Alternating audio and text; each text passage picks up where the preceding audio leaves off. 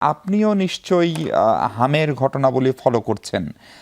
আজকের একটা পত্রিকার শিরোনাম ছিল এরকম, যমজ সন্তান কোলে মা বাবা, একটি মৃত, অন্যটি অসুস্থ। ফলে এই যে হামের যে প্রকোপ, এবং সবশেষ হিসাব অনুযায়ী প্রতিদিনে 7 জন 8 জন 10 জন করে আক্রান্ত হচ্ছে, এবং একদম ছোট ছোট বাচ্চা, আপনি নিজেও একজন মা রাজনীতিবিদের আগে। ফলে এই শিশুদের, এত শিশুর মৃত্যু, এরকম মৃত্যু আমরা দেখি নাই। ফলে এই মৃত্যুর বিচার আদৌ কি হবে? হামে মৃত্যুর বিচার আমরা করতে পারবো, বা আপনার সরকার করতে চান, বা সেই সদিচ্ছা আছে? সব ধন্যবাদ আপনাকে, ধন্যবাদ, শুভেচ্ছা জানাচ্ছি সকল দর্শককে। প্রথমত হচ্ছে যে কোনো মৃত্যুই আমাদের জন্য কাম্য নয়, কখনোই নয়।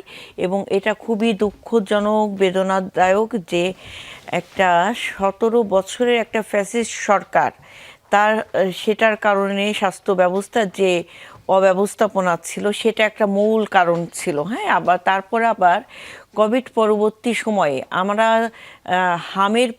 হামের টিকার যে ক্যাম্পেইনিং হতো আগে, সেটাও এই ক্যাম্পেইনিংগুলো হয়নি গ্রাম পর্যায়ে, রুট লেভেলে কোথাও না। তারপরে আপনার ইন্টারিম গভর্নমেন্ট যখন দায়িত্ব নেন, তখন প্রচলিত যারা হচ্ছে আপনার হাম টিকার ছিল, মানে ডিলার ছিলেন কিংবা আনতেন, তো তাদেরকে সেই কন্ট্রাক্ট ক্যান্সেল করে দেন এবং তারা নিজেরাই গবেষণা করে নতুন করে টিকার ব্যবস্থা করবেন নিজেদের অর্থায়নে এবং নিজেদের উদ্যোগে। এই সব কিছু নিয়ে হচ্ছে আমি বলছি যে ইউনিসেফকে সরাই দেওয়া হয়, এবং তখন তো এই অব্যবস্থাপনার কারণেই কিন্তু এই সংকটটা তৈরি হয়েছে।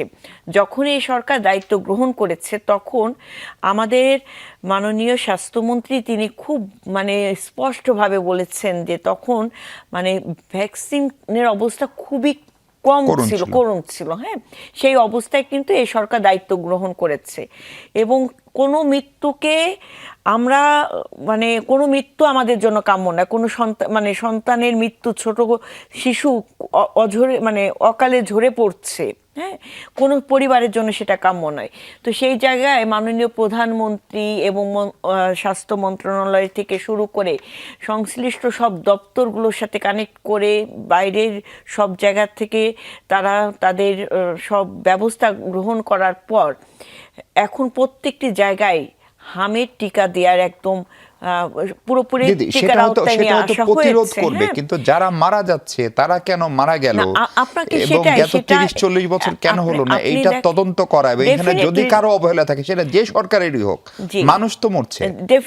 ডেফিনেটলি সেখানে একটা সুষ্ঠু তদন্তের ব্যাপারে আলোচনা হচ্ছে, এবং সুষ্ঠু একটা তদন্ত কমিটিকেও গঠন করা হবে। এবং এই হামের ব্যাপারে যারা অবহেলা করেছে কিংবা অনিয়ম করেছে কিংবা যারা আমলে নেয়নি, সেই ব্যাপারগুলো তো অবশ্যই সেটা তদন্তে চলে আসবে, এবং তদন্তে আসার পর সরকার একটা দৃষ্টান্তমূলক ব্যবস্থা নেবে বলে আমরা প্রত্যাশা করি, এবং এটাই হবে। হ্যাঁ, কিন্তু সেই জায়গা থেকে আমাদেরকে বুঝতে হবে যে আমাদের যে সংকটটা পার করলাম আমরা, যে মহামারী, এটা তো এক ধরনের মহামারী হলো, তাই না?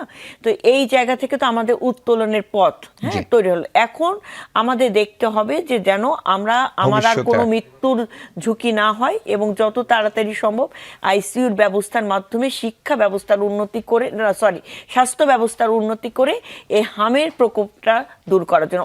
ইতিমধ্যে প্রায় আপনার 97% শিশুদেরকে হামের টিকার আওতায় নিয়ে আসা হয়েছে, এবং মানে 2-1 দিনের মধ্যে হয়তো 100% হয়ে যাবে। তো আমরা আশা করছি তার মানে আগামীতে হয়তো শিশু মৃত্যু হারটা কমবে। দেখেন, আপনাকে বুঝতে হবে যে স্বাস্থ্যের যে করুণ পরিণতি করে গিয়েছে, শুধু স্বাস্থ্য ক্ষেত্র না, প্রত্যেকটি সেক্টর একদম ধ্বংস করে দিয়ে গেছে। সেই ধ্বংসস্তূপ থেকে কিন্তু সরকার দায়িত্ব গ্রহণ করেছে। হ্যাঁ, সেই জায়গায় একটু তো সময় নিতে হবে আপনাদেরকে।